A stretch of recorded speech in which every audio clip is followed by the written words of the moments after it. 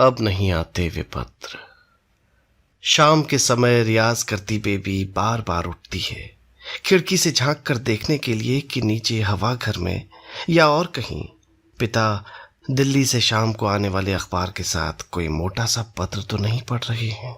गुपचुप नहीं, पिता के अध्ययन कक्ष के मेज की निचली दराज में उन पत्रों का जो बंडल रखा है उसे निकालकर वो गिन चुकी है कई बार इधर कि कुल संख्या में कोई वृद्धि तो नहीं हुई। नहीं, कभी कभी उसका मन हुआ है कि आखिरी वाला पत्र तो पढ़ ले, कदाचित उससे पत्रों के फिर न आने का रहस्य उद्घाटन हो। किंतु नहीं, पत्र पढ़ना वचन भंग है, मगर न गिनने न देखने का तो कोई वचन उसने नहीं दिया था। पिता जानता है पुत्री गिनती है पत्र, देख चुका है, पढ़ती नहीं है। देख चुका है, झांकती है उस खिड़की से उसी तरह जैसे झांकती आई है उन पत्रों के आने पर। क्यों झांकती है वो? क्या उसके नाम लिखा गया पत्र मेरे द्वारा पढ़ लिया जाना अपने द्वारा पढ़ लिए जाने के समकक्ष मानती है वो?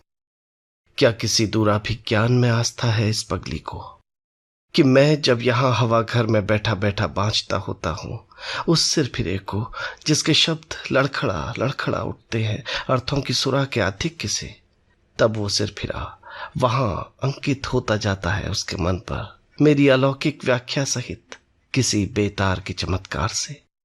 और क्यों अब देख रही है मुझे इन बड़ी बड़ी आंखों से जिनका उदासी से प्रथम परिचय हुआ है? क्या कहना चाहती हो पुत्री? ये कि उस चमत्कारी बेतार पर कोई अलौकिक अर्थातीत शब्द, कोई आलोड़नातीत स्वर अब सुनाई नहीं दे रहा है।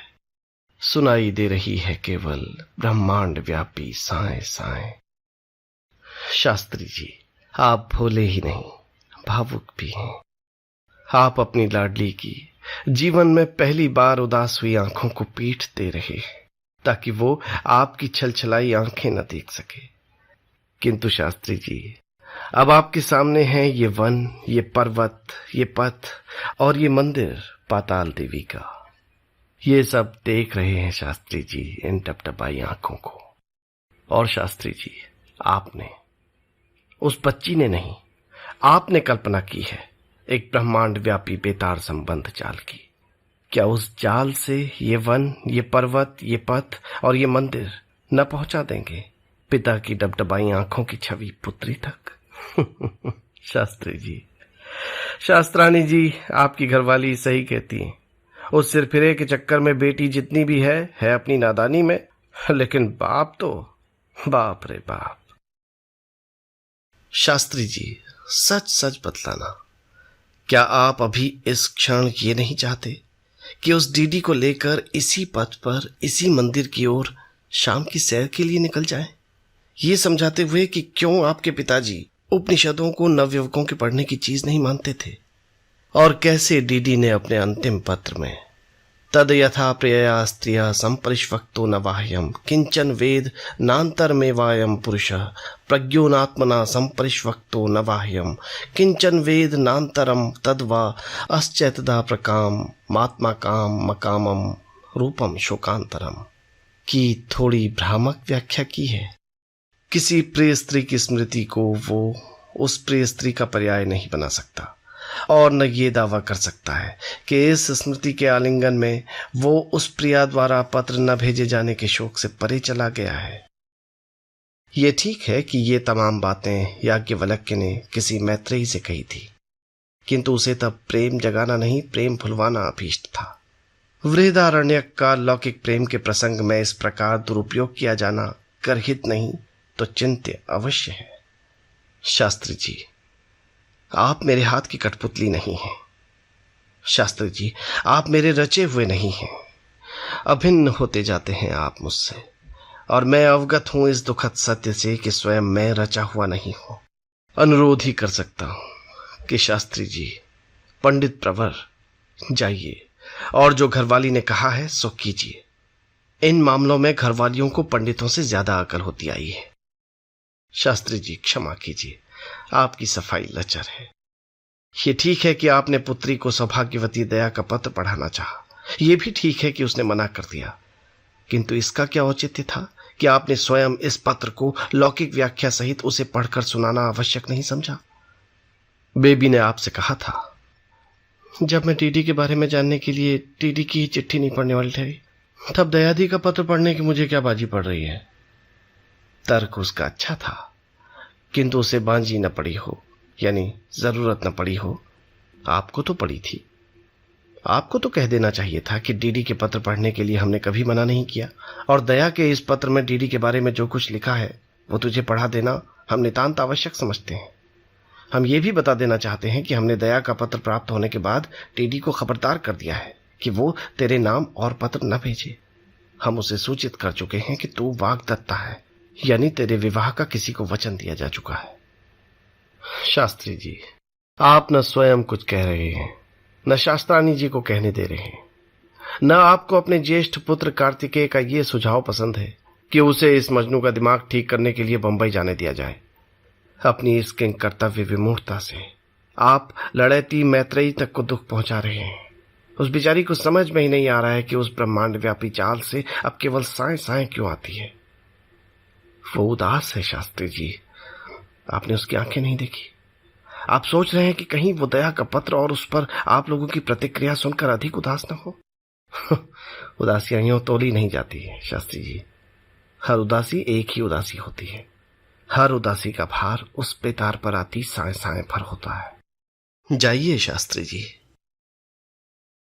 सीढ़ियों पर तुम्हारी आहट सुनकर ही मैंने गाना बंद कर दिया था, और इस कक्ष में अब केवल तानपुरा गूंज रहा है। क्यों इस तरह देखते हो मुझे देहरी से, मौन? मैं कोई अजनबी नहीं, तुम्हारी पुत्री हूं। जिस दिन जाऊंगी इस देहरी को पूछ कर ही कहो, क्योंकि मैं सुनने बैठी हूं। अपने को अपनी पुत्री में शब्दों द्वारा पूरी तरह प्रतिष्ठित करके मानो पर्याप्त नहीं था वो जो कुछ गर्भाधान के क्षण वीर्य ने किया। अब कहता है पिता, मैत्रेयी बच्ची, मैं चाहता था कि तू सौभाग्यवती दया का ये पत्र पढ़ ले। मैं नहीं चाहती बेटा, इसमें टीडी के बारे में जो कुछ लिखा है वो तेरे लिए जानना जरूरी है। मैं डीडी के बारे में कुछ भी नहीं जानना चाहती।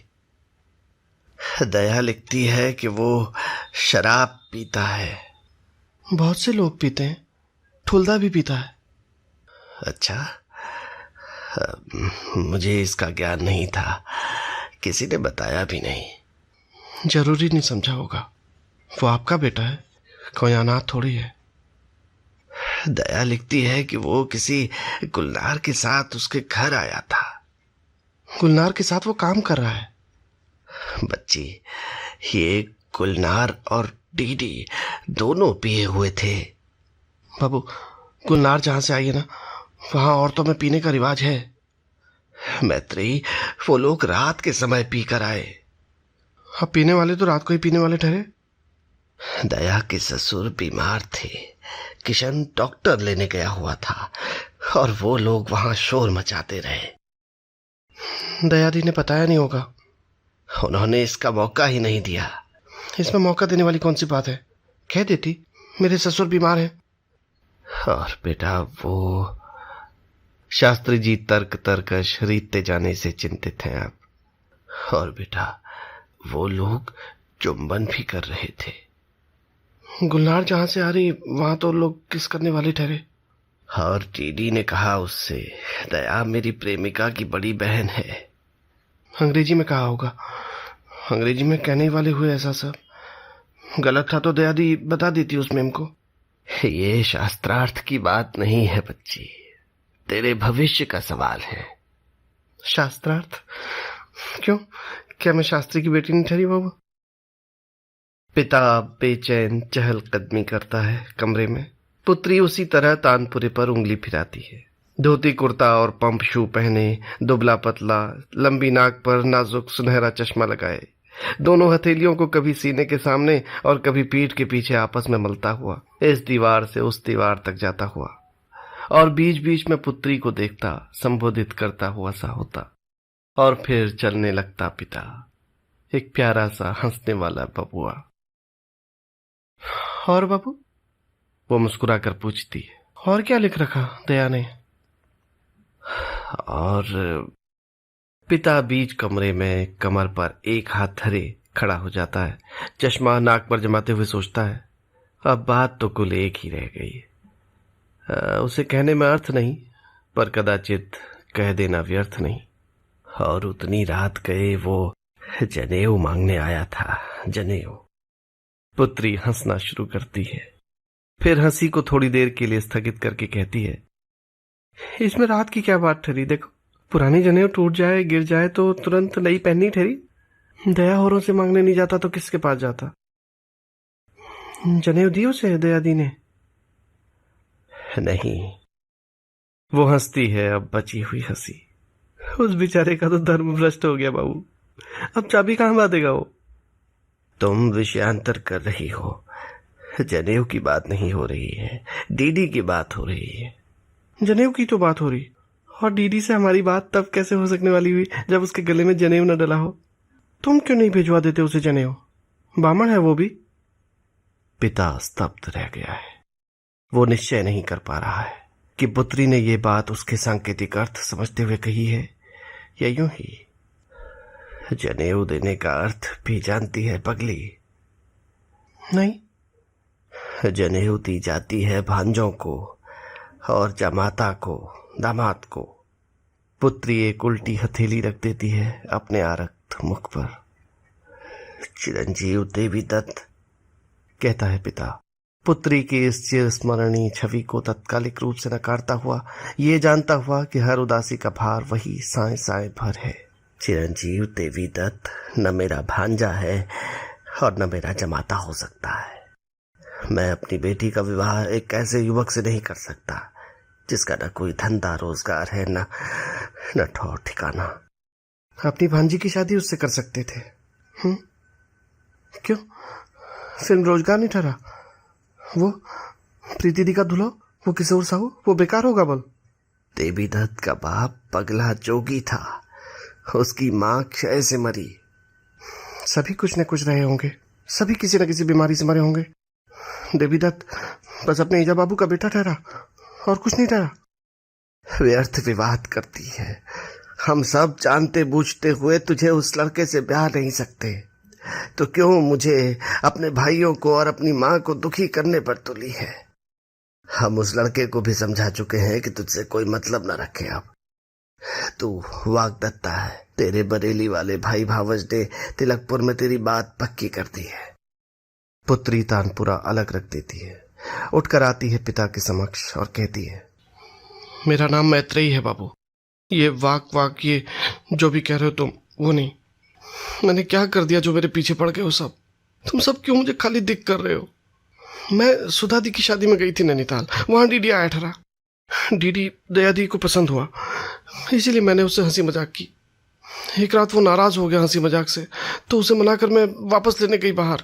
वहां ठुल्दा ने देख लिया और नशे में जो सूझा वो कहा। उसके बाद डीडी ने जो चिट्ठियां मुझे लिखी वो तुम्हारी सब पढ़ी देखी ठहरी। तुमने तो कभी नहीं कहा कि इन चिट्ठियों को लिखने वाला गंदा आदमी है करके। उसके बाद वो दया दी की शादी में यहाँ आया, हंसी मजाक हुआ उससे थोड़ा बस। इसमें ऐसा क्या हुआ ठहरा कि सब मिलकर उसका और मेरा तमाशा बना दे रहे? उसने कहा कि तुमसे बेबी से शादी कर दो बोल? बेबी ने कहा क्या कि मेरे साथ उसके फेरे लगवा दो? किसी ने कुछ नहीं कहा। फिर सबके सब कहने सुनने की चिंता करने वाले कैसे बन गए? क्या जल्दी मच रही मेरी शादी करने की? लिख दो ठुल्दा को, वो मैत्रेयी की ओर से किसी से हाँ या ना कहने वाला कोई नहीं होता। मैत्रेयी के बाबू जिंदा हैं अभी, जो कहेंगे वही कहेंगे। और जो मैत्रेयी उनकी सगी बेटी होगी तो वो वही कहेंगे जो मैत्रेयी चाहेगी।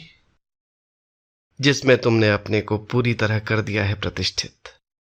जब वो पुत्री कहती है तुमसे ये सब, तुम क्यों हिचक जाते हो पिता चरम आत्मरति में उसे अंक लगाने में? वो चली गई है तुम्हारे सामने से, तुम मुड़े हो, किंतु हाथ बढ़ाकर रोका नहीं तुमने उसे। वो रुकी है देहरी पर, क्षणिक घूमी है तुम्हारी ओर, तुमने बुलाया नहीं है वापस। उसने कुछ कहा नहीं है, किंतु कुछ सुना है तुमने, और ठीक ही सुना है। तुम्हें कोई भ्रम नहीं हुआ है।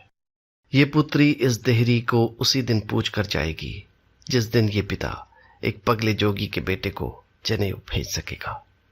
और शास्त्री जी, आप जानते हैं, स्वीकारते हैं निश्वास छोड़कर कि ये मैत्रेयी का बाल हट नहीं, तिरिया हट नहीं, अस्तित्व हट है। वो चली गई है और तुम यहां खड़े हो उसके कक्ष में चित्रलिखित से, और जो तुम सुन रहे हो उस ब्रह्म बेतार पर, वो साए साए भी नहीं, बिजली की कड़कड़ाहट भर है। गुड़िया को प्रेम कहानियां बहुत पसंद है। 4 बहनों में वही मामूली दिखने वाली है। शेष सब अपनी मां पर गई हैं। गोरा रंग, भरा भरा तन, अंडाकार चेहरा, चटर पटर आंखें, लंबी नाक, पतले होंठ, छोटा मुंह, छोटी ठोड़ी।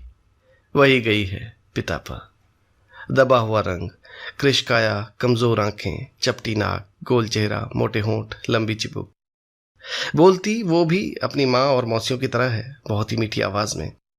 हर बात समस्त भावनात्मक और नाटकीय संभावनाओं में लतपता कर परसती है। वो भी गाती भी बहनों की तरह बहुत अच्छा है, बल्कि सबसे अच्छा गाती ही वही है। ब्याह शादी ढोलक उसे ही थमाते हैं कि शुरू कर, हम भाग लगाएंगे, मतलब गाने में साथ देंगे। किंतु आकर्षक नहीं है वो। इतनी ब्याह शादियों में ढोलक दमदमाती हुई और सुरीले कंठ से गाती हुई देखी जा चुकी है, पर किसी संभाविता सास ने चिन्ह नहीं मांगा है उसका। कभी बबली दी अपने व्यवहार कौशल से भिड़ा भी आई हैं, कहीं गुड़िया के जन्मांग चक्र की नकल, तो जवाब यही आया है कि साम्य नहीं होता।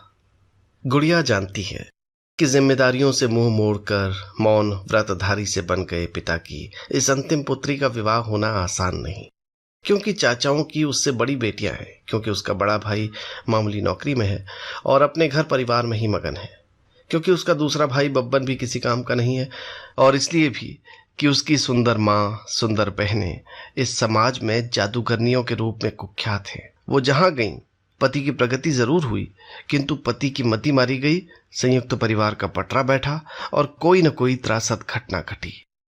सदैव है ये समाज अपनी सम्मति संबद्ध व्यक्तियों तक संप्रेषित करा देने का कष्ट उठाता रहा है। गुड़िया जानती है कि गुड़िया का विवाह कठिनाई से होगा, बस किसी ऐसे से ही होगा, और इसीलिए पढ़ती है प्रेम कहानियां। और कहीं किसी का सचमुच प्रेम हो जाए, प्रेम विवाह हो जाए, तो गुड़िया को सुनकर बहुत आनंद उत्साह होता है। बेबी डीडी की जीती जागती प्रेम कहानी वो बहुत रुचि से सुनती गुनती आई है। डीडी की वो स्वयं फेवरेट जो है, और इस कथा में एक बहुत ही आशाप्रद तथ्य है उसके लिए। अगर बेबी जैसी रूपसी डीडी जैसे लड़के से प्यार करने लग सकती है, तो क्या गुड़िया से कोई रूपवान धनवान प्यार नहीं करने लग सकता कभी? गुड़िया जानती है कि डीडी बेबी की प्रेम कथा एक नाजुक मोड़ पर अटक गई है। बबली दी अपने ससुराल वालों के किसी आयोजन में गई थी अल्मोड़ा। वहां उन्होंने लोगों से सुना और इस विषय में गोदी केंजा से बात भी की। बबली दी का इस विषय में विस्तृत और रोचक पत्र आया है। बबली दी लोकप्रिय लेखिका होती यदि उन्होंने अपनी वर्णन शैली का महत्व समझा होता। डीडी की किसी अंग्रेजी मैन से लॉ अग्रीबल, उधर बेबी डीडी के लिए कलप्रिय, सुस्त जैसी भी दिखी इस बार। शिवो पहले कितना हंसती थी वो, अब पढ़ती रहती है किताब या फिर तानपुरा लेकर आ करती रहती है। कार्तिक औरों ने इसका ब्याह तिलकपुर नंदकिशोर जी के बेटे हरीश से ठहरा रखा। लड़का डॉक्टरी पास हुआ है इसी साल, सब तरह से अच्छा है। पर क्या करते हो, बेबी के मन में तो वो तुम्हारा डीडी आया ठहरा।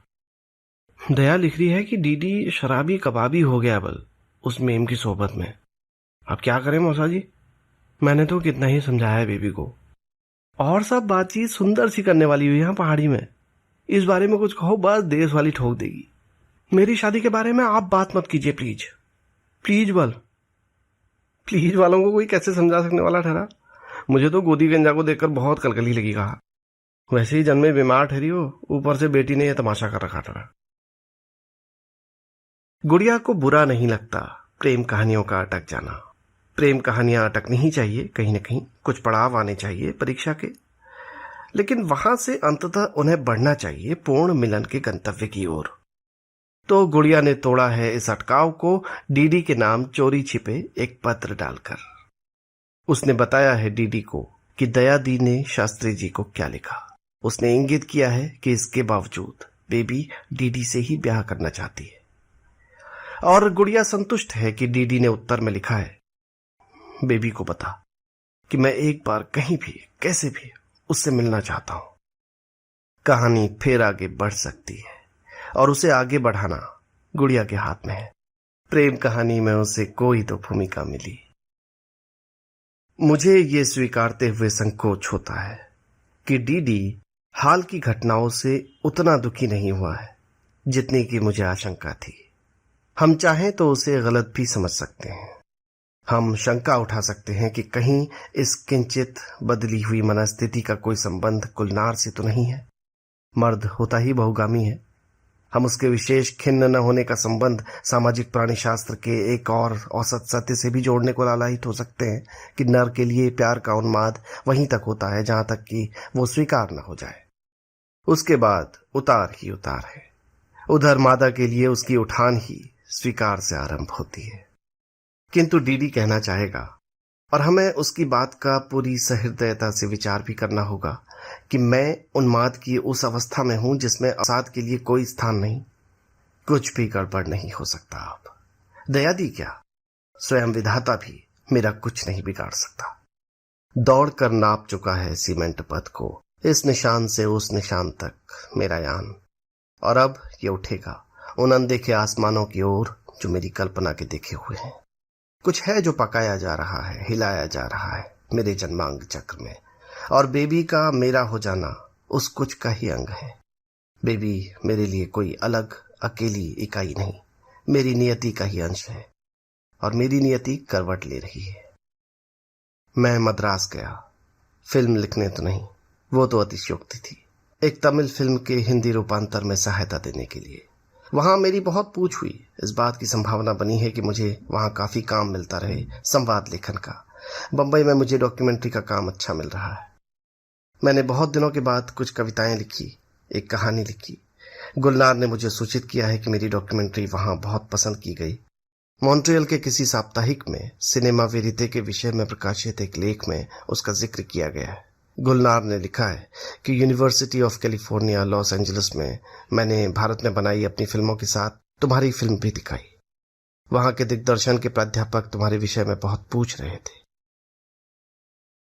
डीडी, अगर तुम्हारी जगह मैं होता, मानता हूं हो नहीं सकता, तुम होने नहीं देते, किंतु मान लो तर्क के लिए मैं तुम्हारी जगह होता, तो बहुत चिंतित होता इस बात से कि दयापति किशन मेरे मित्र मुझे काफी खरी खोटी सुना गए। बता गए कि शास्त्री जी मुझसे कैसा भी संबंध स्वीकार नहीं कर सकते। कह गए किशन कि मेरा सम्मान करते हैं लेखक के रूप में, मेरे आचरण को कलाकारोचित बोहेमियाई किंवा बेहयाई मानकर क्षम्य भी ठहरा सकते हैं, किंतु पारिवारिक आग्रह उन्हें बाध्य करते हैं कि पारिवारिक संदर्भ में मुझे अमान्य व्यक्ति घोषित करें। मैं इस बात से भी चिंतित होता कि मुझे बेबी के बड़े भाई कर्नल साहब ने गाली गलौज और धमकी भरा पत्र लिखा है। क्या कहते हो कथानायक? क्यों वहां खिड़की पर बैठ पड़ोसियों के सूखने डले कपड़ों की कतार के पार, ताड़ के उन दो पेड़ों के पार से आती जाती लोकल ट्रेनें देखते मुस्कुराते हो मंद मंद? क्या कहना चाहती है ये जोरदार अंगड़ाई जिसे भरते हुए तुम उठे हो खिड़की से, कि मैं तुम्हारे संकट को भारतीय मुद्रा में आंक रहा हूं और तुम डॉलर में कितने का रहस्य जान चुके हो, कि university of California Los Angeles वालों से डिग्री कॉलेज खत्याड़ी अल्मोड़ा की भाषा नहीं बोली जानी चाहिए, और तुम ये काल्पनिक रस्सी सी क्या कूदने लगे कमरे में। डीडी, कथानायक, अगर मैं तेरी जगह होता तो किंचित चिंतित हो उठता इस उत्साह से भी। बात क्या है? बात यह है कि मैंने एक पत्र डाल दिया है गुड़िया को, जो एक पत्र डाल देगी बेबी को, जो एक पत्र डाल देगी गुड़िया को, जो एक पत्र डाल देगी मुझको। फिर मिलन होगा मेरा और बेबी का, और मिलन हुआ, वरण हुआ। You know what? I gonna fetch myself a bride. Are you now? Yeah, sure. मैं वृद्ध हूं कथानायक। मैं समझ नहीं पाता तुम्हारी ये या शो की भाषा। गुलनार समझे तो समझे, किंतु प्रसंग यहां गुलनार का नहीं, आयुष्मती मैत्रेयी का है, जो श्रीमान पंडित प्रवर ज्योतिर्विद विष्णुदत्त शास्त्री की सुपुत्री है। अच्छा ऐसा, तो तुम समझ लो, समझा दो शास्त्री जी को उस भाषा में जिसमें तुम समझ सकते हो। शिव कृपा से श्रीयुत मेघ है ये डीडी। आच्छादित कर दिया है उसने आकाश बगड़गों अल्मोड़ा से लेकर बर्कले अमेरिका तक। विद्युल्लता है मैत्रेयी, चिरंतन अंकशाइनी है उस मेघ की। क्षणमपि अलग वो नहीं हो सकते। और अब जाओ तुम भी, शास्त्री जी भी, और पूछ लो अपने अपने जनार्दन से कातर स्वर में, किम करोमि किम करोमि। निश्चय ही हम पूछेंगे, पूरा आदर करेंगे तुम्हारे इस आत्मविश्वास को। किंतु अब जब उस काल्पनिक रस्सी से कूद चुकने के बाद किन्हीं अदृश्य शत्रुओं पर यहां मुष्टि प्रहार कर रही हो तुम, क्या मैं इस तथ्य को रेखांकित कर सकता हूं कि चक्रपथ के आदि और अंत में स्थित चेहरे का बिंब मेघ की अंकशायनी विद्युल्लता के बिंब से भिन्न है, या कि तुम ऐसे सूक्ष्म विभेद को भी पंडिताऊ समझते हो? शास्त्री जी किम करोमि तो नहीं पूछ रहे हैं, ये अवश्य चाह रहे हैं कि किसी चमत्कार से अल्मोड़ा काशी बन जाए और उनके भीतर की बेचैनी शांत एकांत काशी का आह्वान कर रही है। शास्त्रानी जी कराहती हैं, करवट बदलती हैं। इस कमरे में किसी ने कुछ कहा नहीं है किसी से। दोनों जन देखते रहे हैं एक दूसरे को, सोचते रहे हैं एक दूसरे के विचार, सुनते रहे हैं एक दूसरे को अपने ही भीतर से, एक दूसरे के सुदीर्घ अनुभव से। विफल दाम्पत्य संवादहीनता को जन्म देता है, सफल दाम्पत्य संवाद की अनावश्यकता को। क्या मौन ही विवाह की चरम परिणति है? शास्त्री जी आप बैठ गए हैं घरवाली के सिरहाने, माथे पर उनके हाथ रखकर पूछ रहे हैं काशी वाली भाषा में, दवाई ले ले रह लो। और अब शास्त्रानी जी करवट बदलकर फिर उन्मुख हो गई हैं आपसे, सिर हिलाकर हां कह रही है। कैसी सजल थकान है उनकी आंखों में। आप कह रहे हैं मैत्रेयी का नया फोटो खिंचवा लेहल जाए अर्जेंट। वो उठ बैठी हैं, पूछ रही हैं, बादाम मुनका देले रहे उदय सिंह? आप कह रहे हैं हाँ, और बता रहे हैं एक बात, कल हम तिलकपुर वालन का लिखते, तारीख तय करेगा बदी। शास्त्रानी जी उठ खड़ी हुई हैं और सिर पर पल्ला खींचकर कह रही हैं, है ही मैं बुद्धिमानी हो। शास्त्री जी खिड़की से बाहर देख रहे हैं। वहां गंगा नहीं है, एक अकेला खिला गुलाब है और उसे देखकर वो उदास हो रहे हैं। किंतु उठाइए शास्त्री जी गांडीव और घुटनों के बल गिरने की फिर न सोचने लगे। वो डीडी की दी हुई साड़ी पहनकर फोटो खिंचाने आई है। अब हर बात में तो आपत्ति नहीं की जा सकती। यही बहुत है कि फोटो खिंचाने राजी हुई है। पुरानी चाल का है फोटोग्राफर। उसने ऊंची सी तिपाई पर रखवाया है पीतल का वो बड़ा सा लटकने वाला गमलादान, जिसके दोनों ओर कुंडों पर गजमुख बना हुआ है। इसमें उसने रखवाया है क्रोटन का एक गमला। बेबी से कहा है कि इस गमले से सटकर खड़ी रहे और गमलेदान के एक कुंडे से खेले, दृष्टि गमले की ओर घूमी रहे। लड़का सुना बहुत मुग्ध हुआ है चित्र देखकर। गौरी दी ने सच ही कहा, लड़की बहुत सुंदर है। लड़के के लिए सुखद कौतूहल का विषय है लड़की के होंठों पर खेलती, कैमरे से परे घूमी आंखों से झांकती मंद मुस्कान, जो फोटोग्राफर के स्माइल प्लीज अनुरोध की रक्षा के लिए प्रकट हुई थी। क्या क्या नहीं पढ़ डाल रहे हो डॉक्टर तुम इस मुस्कान में। वो नहीं पढ़ पा रहे हो जो मुस्कुराने वाली ने कहा है। देखो मेरी देह लिपटी है उसके दिए आवरण में। मैं मुस्कुराती हूं तो इसलिए कि निश्चिंत हूं, जिसने दिया है यह आवरण वही करेगा निरावरण। जिसने दी है लाज इन अंगों को वही उखाड़ेगा इन अंगों को। और इसलिए भी कि अगर बलात् किसी और बच्चे को दे भी दिया गया उसका ये अधिकार, तो आश्वस्त हूं कि मुझ में होगा कुछ ऐसा कि ये आवरण क्या चमड़ी तक भी उतार कर देख ले, आंखों से क्या अपनी एक्सरे मशीन तक से भी देख ले।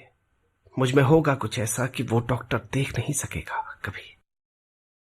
अगर तुम ये पढ़ सकते डॉक्टर, तो पुरानी चाल के फोटोग्राफर का खींचा हुआ वो चित्र तुम्हारी टेक्स्ट बुक ऑफ सर्जरी के बीच से निकलकर तिलकपुर तुम्हारी पुश्तैनी मकान में तुम्हारे प्रपितामह की कानून की पोथियों के पीछे न पड़ा होता आज धूल धूसरित उपेक्षित, लौटवा देते तुम तत्काल। शास्त्री जी, आप अपनी पोथियां बिसरा कर बहुत दौड़ने धूपने सोचने सुझाने वाले व्यक्ति की भूमिका में प्रीतिकर लग रहे हैं मुझे। श्रवण सुख प्राप्त कर रहा हूं मैं इस बेला आपके मुंह से वो कुमाऊनी सुनकर जिसके लहजे में आपके वाराणसी होने का स्पष्ट प्रमाण है। ली हालो, दी हालो, करी हालो, ऐसा उचारते हैं आप पंडित प्रवर। लिहालो, दिहालो, करिहालो को काशी की गंगा का चौड़ा पाठ है आपकी मात्राओं में, संकरी पहाड़ी नदी का झटका और अटकाव नहीं। जो हो, पूछ आप समझदारों वाली बातें ही रहे हैं कि ले लिया, दे दिया, कर दिया। बेटी के विवाह की तैयारियां चल रही हैं। आपको इस प्रकार की चिंताएं होना स्वाभाविक है। इन चिंताओं में लीन अगर आप यदा कदा कुमाऊनी और हिंदी के बीच का स्वर भी साधे ले रहे हैं तो आपकी बहुएं सालियां भले ही आंचल दांतों में फंसाकर मुस्कुरा रही हूं, इतना सा मैं निरंतर गंभीर बना हुआ हूं। नहीं, आप कहिए शौक से। अरे भाई, क्या नाम? उदय सिंह जो आलू का बोरा मंगवाया हालो। वैसे ही समझता हूं। शास्त्रानी जी भी आपसे ठीक ही कह रही हैं। आप ये सब चिंताएं छोड़कर वहां हवा घर में पत्र पत्रिकाएं लेकर बैठे रहें आराम से, या फिर अपने अध्ययन कक्ष में जाकर राम और सीता के विवाह का वर्णन पढ़ें। वो ऊंची चीज है। यहां यह है कि आप न चाहते हुए भी उन लोगों के आड़े आ रहे हैं जिनके लिए ये सब किसी नाटक की भूमिका नहीं, कई बार देखा भाला किया हुआ काम है।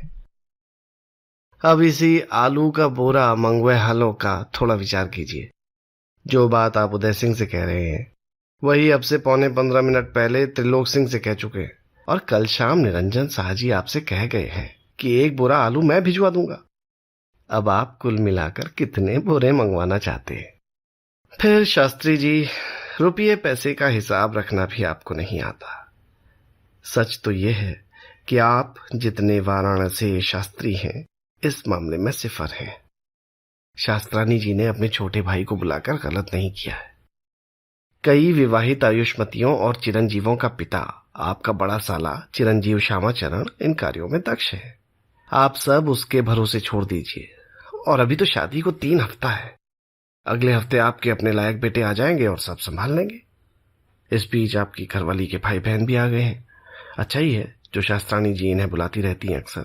एक तो इससे आपके गोलोकवासी पिता की आत्मा को शांति मिलती है और दूसरे आपकी गृहस्थी में शांति रहती है। अभी 3 हफ्ता है शास्त्री जी, और लोग लुगाइयों ने आकर पूछना शुरू कर दिया है हमारे लायक कोई काम। इस ओर जब भी वे निकलते हैं खुटकुनी भैरव या पाताल देवी का दर्शन करने तो आपके घर की घंटी भी बजा ही जाते हैं नियम से। शास्त्री जी, अगर आपको निठल्ला बैठना ही साल रहा हो तो बैठक में आसन जमाइए, आने जाने वालों से मिलिए और बीच बीच में वहां से चाय नाश्ते के लिए आवाज लगाइए। वैसे इस काम के लिए शास्त्रानी जी का दूसरा भाई चिरंजीव कालीचरण बैठा ही हुआ है। इसी शहर का है, सब लोगों को जानता है।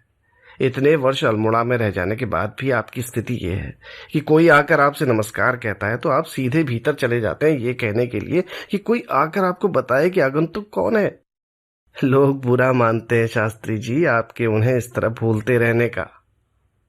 यहाँ का रिवाज तो ये है कि एक बार का देखा हुआ चेहरा जन्म भर याद रखो, आपका नाम, बाप का नाम, मामा का नाम समेत।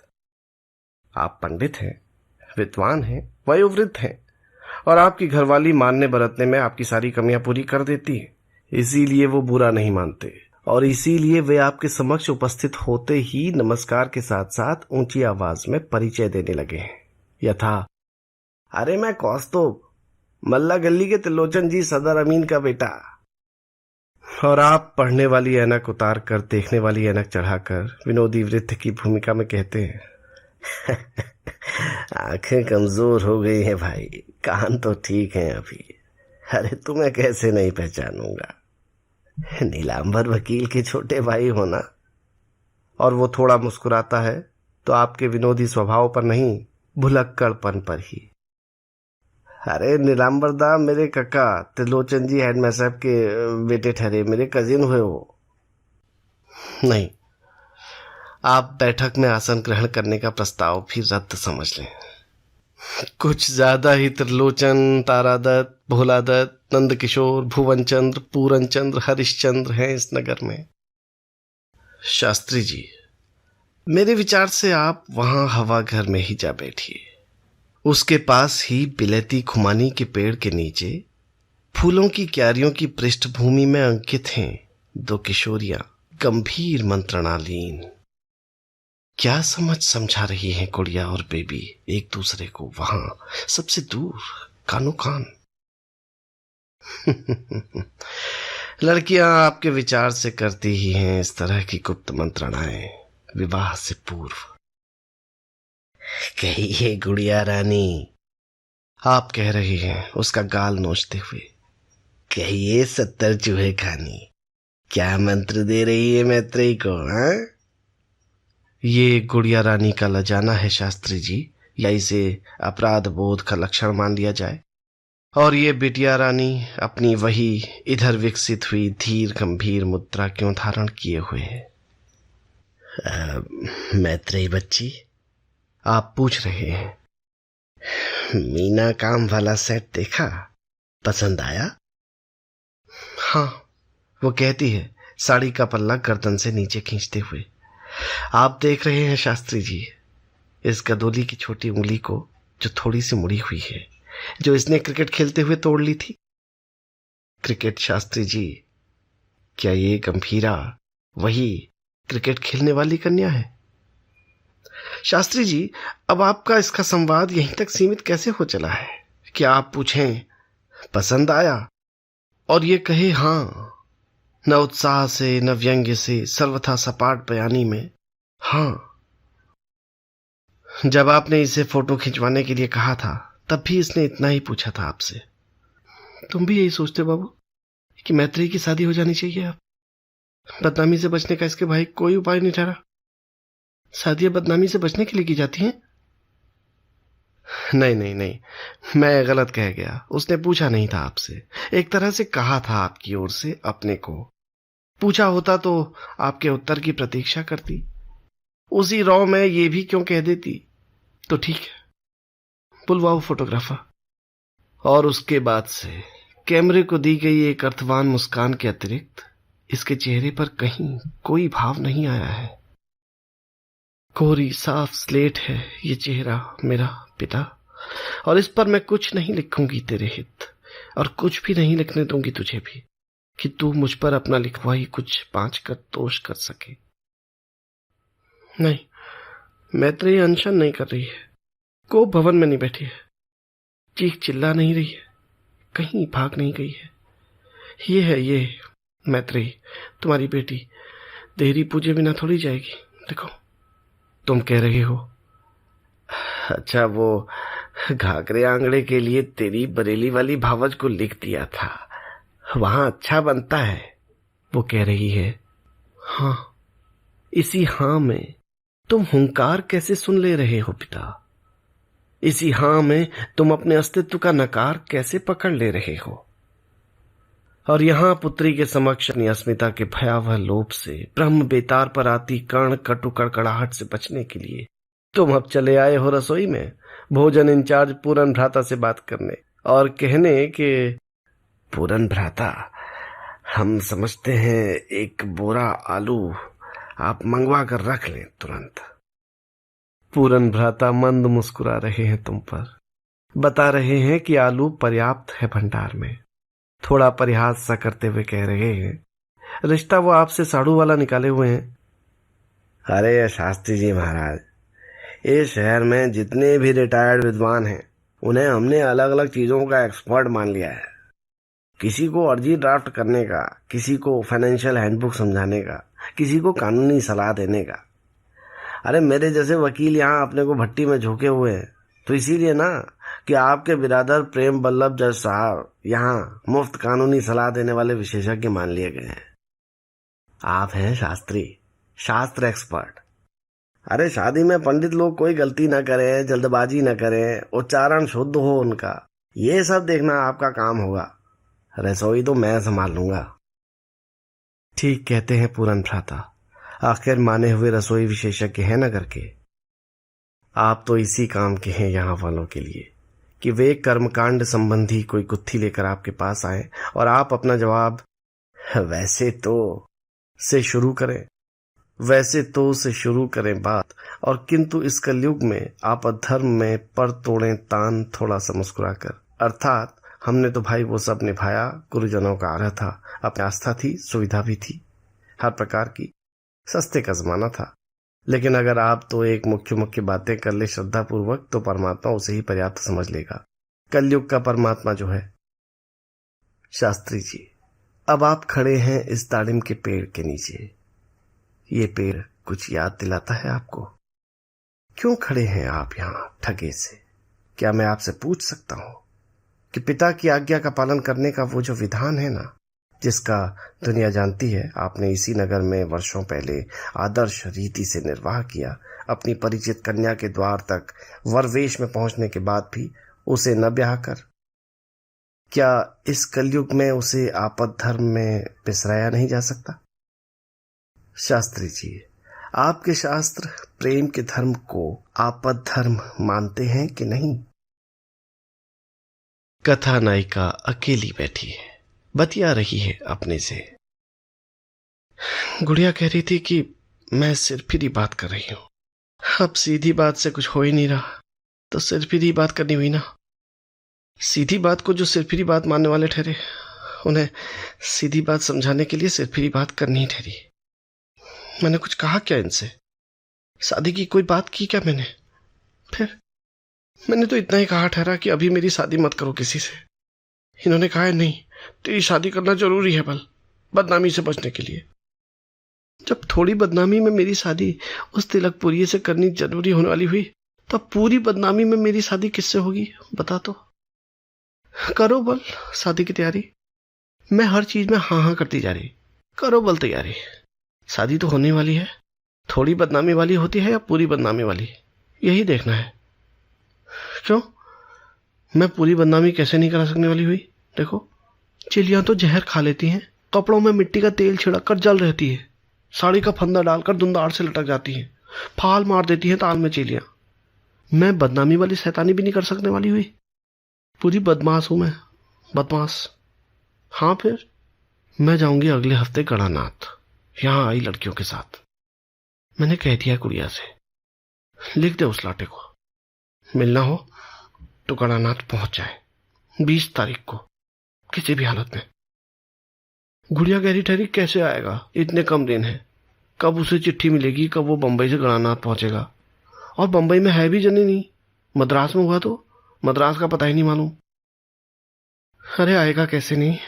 वहां जो बैठ रहा गणानाथ के मंदिर में, उसका बड़भाजू शिवजी महाराज, उसके बुलाने पर कैसे नहीं आएगा? नहीं आएगा तो देखो मैं क्या करूं। मैं जो थोड़ी हो सकने वाली हुई हर जगह उसकी नुमाइंदा लाटा। वो आएगा कैसे न कैसे, यही जानकर यहाँ इस कमरे में जहां वो बैठा गए मुझे इन कहनों का ध्यान धरने को, मैं उठा रही है हार, पहन रही मैं इसे, देख रही आईने में, जमा रही इसे ठीक से अपने इन चोप बुबुआओं के बीच, कह रही इस लड़की से, इस घोड़े की जीन से, ठहर चिली ठहर, मैं ऐसी बदमाशी करूंगी ना तुझसे, तू सिसकारती रह जाएगी। मुझे यहाँ कोई देख जो थोड़ी रहा, मुझे बस वो देख रहा वहां, वो लाटा। एक विमान उड़ता है सांता क्रूज बंबई से, उतरता है पालम दिल्ली पर। एक टैक्सी चलती है हल्द्वानी से, पहुंचती है सांझ ढले कोसी पर। चाय की दुकान वाला उसे समझाता है कि अब गणानाथ पहुंचने की कोशिश करना बेकार होगा, या तो ये यहीं रुक जाए या फिर अल्मोड़े चली जाए और सुबह वहां से आए। टैक्सी तो आपको रणमड़ तक ही ले जाएगी, आगे पैदल का रास्ता है, चढ़ाई ही चढ़ाई है सारी। जाड़ों की रात का मामला, जंगल की बात, मेरे ख्याल से तो आप अल्मोड़ा ही चले जाएं। नहीं, डीडी अल्मोड़ा नहीं जाएगा।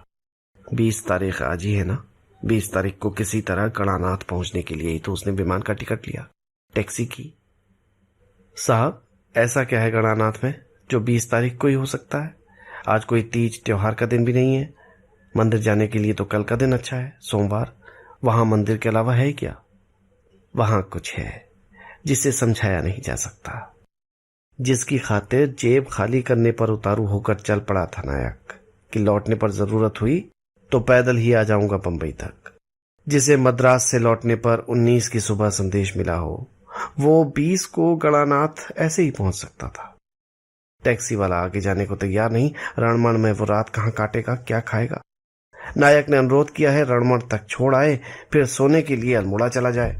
चाहे तो हल्द्वानी अल्मोड़ा हल्द्वानी, सारा पैसा यहीं ले ले उससे। टैक्सी वाला मान गया है, कह रहा है आप कोई मानता माने हुए भगत हो शायद। नदी के पार है चढ़ाई, अंधेरा घिर आया है। जाओगे भगत? वहां रहने वहने की कोई जगह नहीं है खास।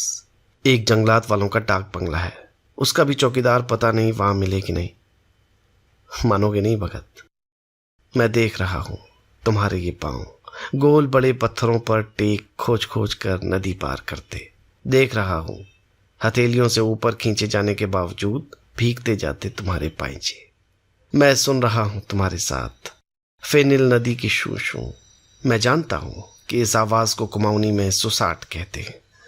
मुझे पता है तुमने इसी शीर्षक से एक प्यारी प्यारी सी उदास उदास सी कहानी लिखी थी, जिसे भैरव प्रसाद आदि प्रयागवासी प्रगतिशीलों ने सराहा था।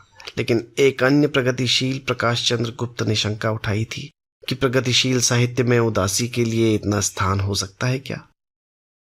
मैं तुम्हें देख रहा हूं संभलते संभलते भी गिर जाते हुए, और मैं अनुभव कर रहा हूं तुम्हारे कपड़ों और तुम्हारी जुराबों का ठंडा गीलापन, तुम्हारे जूतों की फचफच, तुम्हारी कोहनी पर पत्थर से लगी खराश की चिंचिनाहट। तुम चढ़ते ही जा रहे हो चढ़ाई, थके मांदे, धूल पसीने से पुते।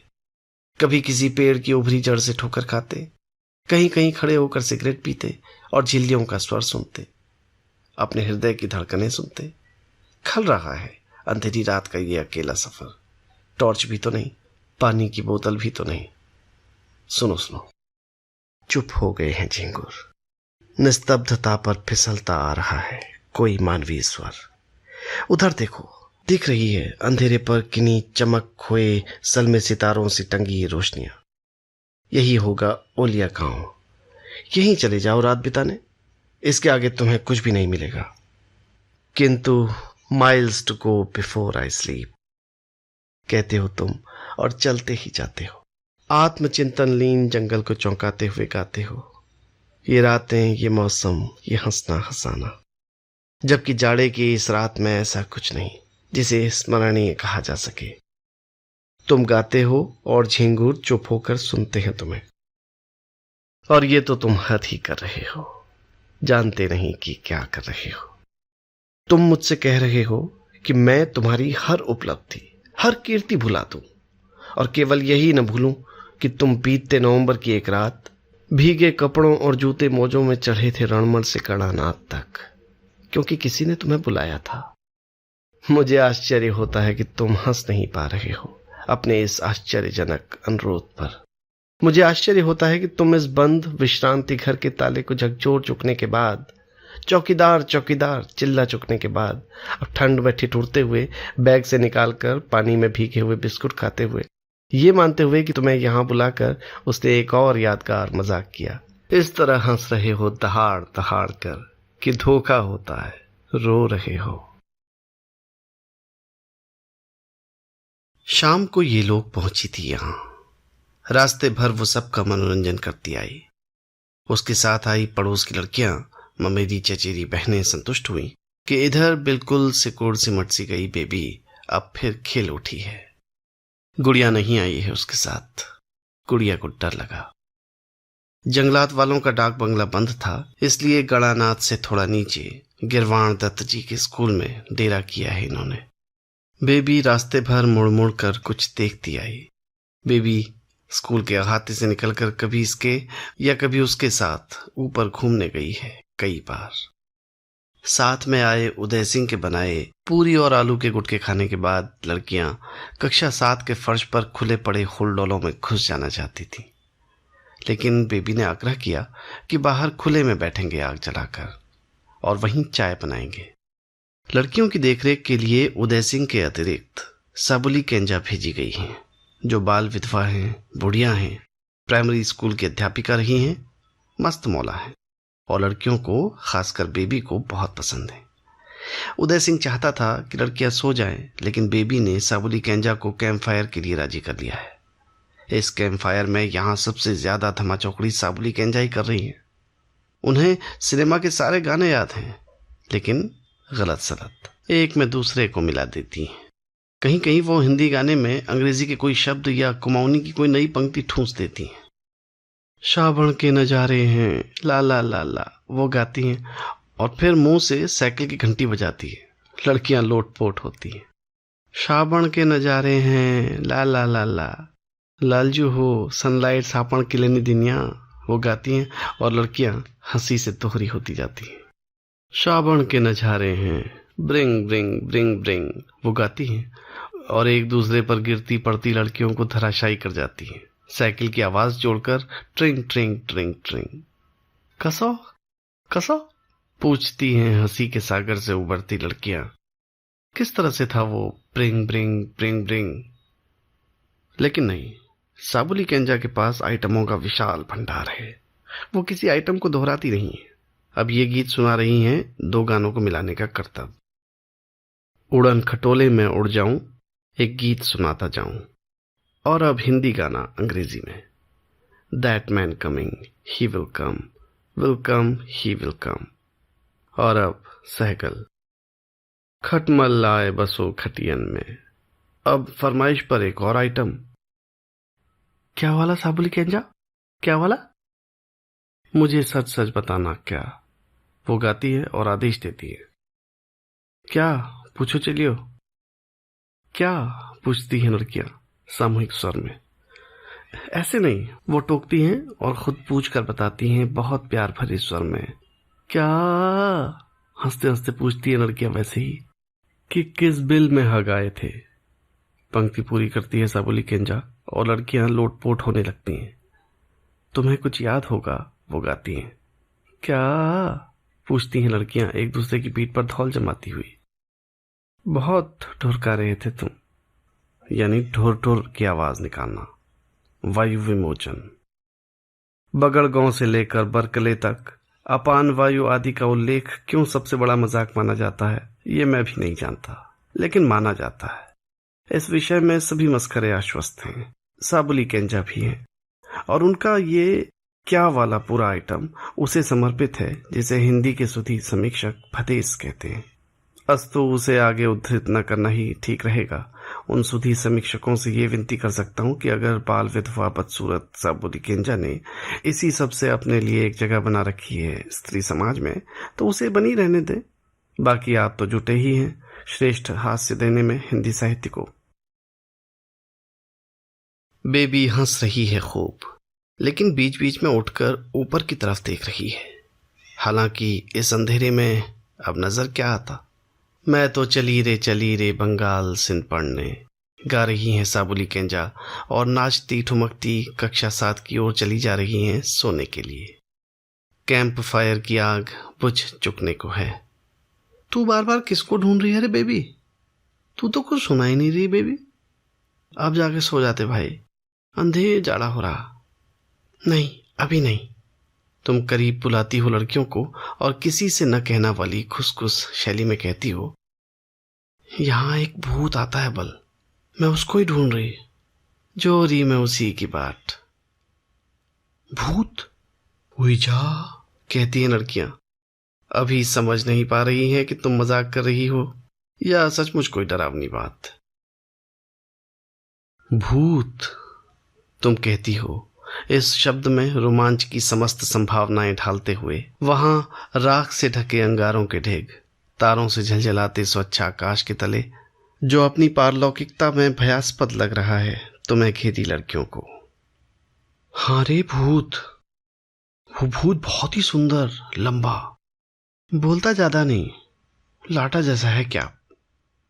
वैसे बोलने लगता है तो ऐसा बोलता है बल जो किसी के समझ में नहीं आता। कत्यूर का राजकुमार था बल, छलिया है कहते हैं। कुंवारी लड़कियों को उसका छल लग जाता है, पगला जाती हैं। 3 लड़कियां उठकर भीतर चली जाती हैं। जाड़ा लग रहा है उनका कहना है। जो 5 बची हैं उनमें से एक का कहना है, ये क्या भूतों की बात शुरू कर दी, कुछ और सुना कहा। और दूसरी का, अरे भूत भूत कुछ नहीं होता। शेष 3 बेबी से चिपकी हुई हैं। अरे ऊपर आता है वो, वहां जहां जंगलात वालों का डाक बंगला क्या है, कहती है बेबी। और तभी वो सुनती है। साथ बैठी 5 लड़कियां सुनती हैं। भीतर बिस्तरों में अन्य जन सुनते हैं। उस डाक बंगले से चौकीदार चौकीदार का शोर, और फिर एक ऐसा अट्टहास जिसे विलाप भी समझ लिया जा सकता था। लड़कियां चीख मारती हैं, बेबी से लिपट जाती हैं। बेबी उन्हें झटक कर अलग करती है और नंगे पांव ही दौड़ जाती है। आ गया रे भूत, अभी ठीक करती हूं उसे, ये कहना है उसका। भूत, अरे भूत आ गया तू, बड़ी जल्दी आया रे। हांफती हुई सी वो कहती जा रही है। उस अंधेरी चढ़ाई पर उसके नंगे पांव तले जमीन ठंडी है, पत्ते गीले और पत्थर चुभनदार। वो जानती है कि इस निस्तब्धता में पहुंचेगा उसका स्वर उस तक। वो जानती है वो भी दौड़ा आएगा उसकी पुकार को पुकारता हुआ। जिलेम्बू, मारगांठ, वो कह रहा है, वो आ रहा है तुमसे तेज। लेकिन तुमने भी ठानी है कि उस मोड़ पर उससे पहले पहुंचोगी। भले ही तुम्हारे लिए चढ़ाई है, उसके लिए उतार। एक कदम पहले ही पहुंचती हो तुम। एक हाथ से साड़ी उठाए, दूसरा सामने बढ़ाए। वो पहुंचता है, दोनों बाहें पसारे। तुम उचारती हो हांफते अक्षर, LIFT, लिफ्ट। वो उठा लेता है तुम्हें, घुमा देता है तुम्हें, और गिरते हुए वहां उन पत्तों के बिछौने पर हंसते हो तुम दोनों। अरे तेरा पतलून कैसे गीला हो रहा है? वो पूछती है। हमारे डर के मुंह तो नहीं भरा तू भूत? तुझे तो हमेशा ऐसी वाहियात बातें सोचती है, वो शिकायत करता है। कल मद्रास से लौटने पर गुड़िया की चिट्ठी मिली। कितनी मुश्किल से तो पहुंचा यहां, हवाई जहाज और टैक्सी से। गाड़ में गिर पड़ा एक बार, मुझे भी गीले हो गए, पसीना पानी सब एक हो गया उनमें। जब खोलूंगा तो भयंकर बदबू आएगी। खोलकर मुझे दे दे, हम उन्हें यहां पर टांग देंगे, फिर यहां पर कोई नहीं आएगा। अरे नहीं, मजाक नहीं कर रही। ला खोल दे जूता मोजा, सर्दी लग जाएगी नहीं तो। मैं भी तो नंगे पाऊं देख। नायक उतारता है जूता मोजा। ये कैसे जूते हुए रे, नए जैसे दिख रहे हैं। इनमें फीते नहीं है, मारगांठ नहीं पड़ती। अच्छा, मारगांठ अब अच्छी नहीं लगती तुझे क्या? फिर वैसा ही जूता लेना, फीते वाला। लेगा ना? लूंगा। लोग मुझे ढूंढते हुए आ जाएंगे, जल्दी से कर दे एक बार। नायक उठ बैठता है, घबरा कर पूछता है, कौन लोग? अरे मैं यहां कोई अकेले थोड़ी आ रही हूं, जल्दी करना, वो आ जाएंगे। क्या करूं? ठंड में कांपते हुए वो पूछता है। जिलेम्बू, तुम कहती हो, वहां पेराए पत्तों और पिरुलों पर लेटी हुई, पेड़ों की फुनगियों पर झुकाए, तारों से झकझक झलमल उस आकाश को देखते हुए। जिलेम्बू कर, जिलेम्बू कहा। वो झुकाया है तुम पर, स्पष्ट देख नहीं पा रही हो तुम उसे तारों की इस रोशनी में। जिलेम्बू, वो कहता है उसकी नाक की नोक चूमते हुए, होंठ और चिबुक चूमते हुए। वो अपनी हथेली देती है उसे, और फिर उसे नहीं, आकाश को देखते हुए कहती है, इस पर होता है जिलेम्बू, जैसे वहां हुआ था उस सुबह नैनीताल में जब मैं गुसलखाने में थी। उसकी हथेली को चूमते हुए वो बार बार दोहराता है, वो वही खोटी फ्रांसीसी। जिलेम्बू, जिलेम्बू, जिलेम्बू। जब छूते हैं उसके होंठ तुम्हारी उंगलियों को, यहां इतनी ठंड में भी कोई तरल उष्णता क्यों कर प्रवाहित होती है तुम्हारे शरीर में।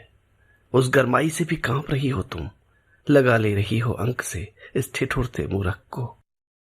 अब जबकि उसका चेहरा तुम्हारे स्तनों में छिपा है और तुम देख रही हो उस आकाश को, क्यों तुम्हें लगता है डीडी डीडी नहीं, आकाश भी है, बेबी बेबी ही नहीं, धरा भी है, और सारी सृष्टि तारों की उस रोशनी में नहाई हुई है जो आकृतियों का आभास मात्र देती है। शेष सब हमें मांगना होता है, स्मृति से, कल्पना से, लालसा से। तुम्हें जो कुछ लग रहा है ठीक इन शब्दों में नहीं, सच तो यह है कि वो तुम्हें शब्दों में लग ही नहीं रहा है। शब्द मैं तुम पर थोप रहा हूं। कथावाचक की मजबूरी है, मेरे शब्द ही तुम्हारी व्याख्या करते हैं पाठकों से, और नितांत भ्रामक है ये व्यवस्था। क्यों नहीं मैं सिर्फ ये कह पाता कि दो युवा देह हैं, पत्तों का बिछावन है, तारों भरा आकाश है, और कुछ और है जो देखिए शायद कहीं हो आपकी कल्पना में, आपकी स्मृति में, आपकी लालसा में। मोड़ से उस तरफ तक पहुंच गई हैं आवाजें। नायक अलग होना चाहता है, नायिका वैसे ही पड़ी है उसे और आकाश को सीने से लगाए हुए। उनके आने तक नायक खींच खांच कर अपने को अलग करता है, उठकर खड़ा हो जाता है। वो अंधेरे में है और नायक नायिका उनके प्रकाश में। साबुली केंजा, उदय सिंह, स्कूल का चौकीदार। किसी का भी बेबी से ऐसा संबंध नहीं कि डांट फटकार कर सके, जवाब तलब कर सके। बेबी तो उन आवाजों को सुन चुकने के बावजूद एक बार चाह रही थी कि डीडी का चेहरा अपने स्तनों से चिपकाए रखे जबरन। किंतु इस बदनामी के काम का एक परिणाम यह होता कि डीडी को ये लोग रात को स्कूल में ठहरने न देते। इसीलिए उसने उठ जाने दिया है डीडी को, स्वयं लेटी है बेखबर। साबुली केंजा चुप्पी तोड़ती। तुम देवीदत्त हुए शायद, हैं? दिव्या टैक्सी यहां कैसे आ रहे इस वक्त? टैक्सी से, वो कहता है उत्तर की विडंबना समझे बगैर। रणमर तक उसमें आया, फिर पैदल चला। नहीं, आ किस वजह से रहे? पूजा करने। अच्छा, बहुत जल्दी आ रहे? 10 बजे रात होगी तुम्हारी पूजा? और ये बेबी यहां क्यों लेट रही? अरे बेहोश हो गई मैं, बेबी कहती है। इसे भूत समझी, भूत। अंधेरे में दिख ही नहीं रहा था। मैंने इससे पूछा कौन हो भाई? इसने कहा भूत हूं, भूत। छल लग जाता है मेरा बल। बस मुझे आया गश। गश आया, हाँ? साबुली केंजा बात दोहरा कर पूछती है, उस खास कुमाऊनी अंदाज में जिसका मतलब होता है कि तुम कह रही हो इसलिए सुन ले रहे हैं, यूं बात कोई मानने लायक तो है नहीं। तो तू अब यहीं पड़ी रहने वाली हुई रात भर ठंड में? बीमार पड़ गई तो? 2 हफ्ते भी नहीं रह गए तेरी शादी के। इससे कहो मुझे ले जाए उठाकर, मेरे मौज भी आ रही है। इसी की वजह से हुआ है सब, अब यही लाद कर ले जाए। साबुली केंजा डीडी से कहती है, तुम जाओ भाई चौकीदार के साथ। ये लड़की तो बौला रही है। चौकीदार, इन्हें ले जाओ भाई, अपने पास ही सुला लो। कोई कंबल हो तो दे दो इन्हें। बेबी इधर आ, उठ, मैं देती हूँ सहारा। चल मेरे साथ चल। ओ लड़कियों, चलो वापस, कोई कौतिक नहीं हो रहा यहाँ। कौतिक ही तो हो रहा है, कौतिक ही तो बेबी चाहती है। उसने उठा लिए हैं वो गीले गंधाते मोजे। कक्षा 7 में हॉल की हलचल के कारण सो नहीं पाई लड़कियों में से एक पूछती है, ये बांस जैसी क्या आ रही होगी बेबी? तू भी चिता रही क्या? बेबी उसकी नाक पर मोजा रखकर हंसती है। इसमें से आ रही है, भूत के मोजे से। भूत दे जा रहा मुझे सबको डराने के लिए। जिसकी नाक पर मोजा रखा गया है उसे उबकाई आने लगती है। छी हो, और ही गुएन। सब लड़कियां विरोध करती हैं। गुएन मतलब मल जैसी गंध। गुएन? बेबी उस मोजे को अपनी नाक के निकट लाती है। मुझे तो बिलायती सेंट जैसी आ रही इसमें से। ओही जा, मुझे छल तो नहीं लग गया कह रही हूं। साबुली केंजा लिहाफ छोड़कर आती हैं, मोजा छीन लेती हैं, सख्त आदेश देती हैं कि सब लोग सो जाएं। मोजा बाहर फेंकने के लिए दरवाजा खोलती हैं और देखती हैं दिव्या टैक्सी को, जो कमरे की सीध में स्कूल के अहाते की सीमा पर खड़ा हुआ सिगरेट फूंक रहा है। वो कुंडा अच्छी तरह लगा देती हैं और अपना बिस्तर बेबी के बिस्तर के पास खींच लाती हैं। गुड़िया के उस पत्र में तो बेबी के विवाह की तिथि निश्चित हो जाने का कोई उल्लेख न था। इतना भर संकेत था कि घर वाले उसकी कहीं और शादी कराना चाहते हैं। अभी स्वयं बेबी ने इस विषय में कुछ नहीं कहा। इस तरह मिली जैसे इस बीच कुछ हुआ ही ना हो। अगर वो औरत न कहती तो मुझे पता ही ना चलता। 2 हफ्ते बाद शादी है और मुझे यहां बुला लिया है। क्यों? ताकि मुझे निमोनिया हो जाए? ठीक है, अभी सर्दी सी ही हुई है, लेकिन अगर मैं इस तरह खड़ा रहा ठंड में तो निमोनिया नहीं हो जाएगा? जाकर कहाँ सो जाऊं? बिस्तर तो मैं लाया नहीं, और लाना चाहिए का क्या मतलब? प्रेम के लिए बिस्तर साथ लेकर आना होता है क्या? कौन सा कंबल? वो जो उस चौकीदार ने दिया? वो थुलमा है, उसके बाल चुभ रहे हैं, उसमें से ऐसी बदबू आ रही है कि मतली उठती है। पिस्सू अलग है उसमें। और भूखे पेट नींद कैसे आए? किसी ने चाय तक को नहीं पूछा। उस चौकीदार से कहा भी, बोला इस समय कहाँ से आती है चाय? चाय पीकर नींद खराब होने वाली हुई, मजे से नींद निकालो बाबू साहब। अभी इन लोगों ने दरवाजा खोला तो कुछ आस बंधी। मैंने सोचा शायद खाने वाने को पूछें, बिस्तर विस्तर दें, लेकिन नहीं, उस बुढ़िया ने मेरे मुंह से फेंक दिए बाहर। इन्हें ओढ़ू बिछाऊं? क्या कहा, खाऊं? देखो, मैं मजाक के मूड में नहीं हूं। मजाक तो मुझसे वो बेबी काफी कर लेती है। अब लगातार छींक रहा है कथानायक, रस भंग कर रहा है कथा के इस प्रसंग का, जिसमें उसका यूं रात में बाहर खड़ा होना तभी उचित होता जब वो जिलेम्बू जिलेम्बू किए जाने की स्थिति में होता। ओ बाबा, भूत को छींक आ रही है, कहती है बेबी। हंसती है लड़कियां। सोई नहीं बेबी। जानती हैं डीडी और बेबी के बारे में, जानती हैं कि ये कौतिक की रात है। फिर सुनाई देती है चींक। सत्तम जीवी, कहती है बेबी, और फिर पूछती है, गेंजा, ओ गेंजा, भूत जब छींकता है सत्तम जीवी कहा जाता है कि नहीं? लड़कियां हंसती हैं। तेरे ख्वारम डाम कहा जाता है, साबुली गेंजा कहती है उठंग होकर। सोते नहीं हो क्या तुम? आज रात भर कौतिकी करते रहते हो। हम कहाँ कर रहे कौतिक? देखो, भूत कर रहा है, न खुद सो रहा, ना हमको सोने दे रहा, कहती है बेबी। हंसती है लड़कियां। फिर सुनाई देती है चीख, और इस बार बेबी सत्तम जीवी नहीं कहती, वो कहती है तेर ख्वारम डाम भूत। लड़कियां हंसी से लोटपोट हो जाती हैं।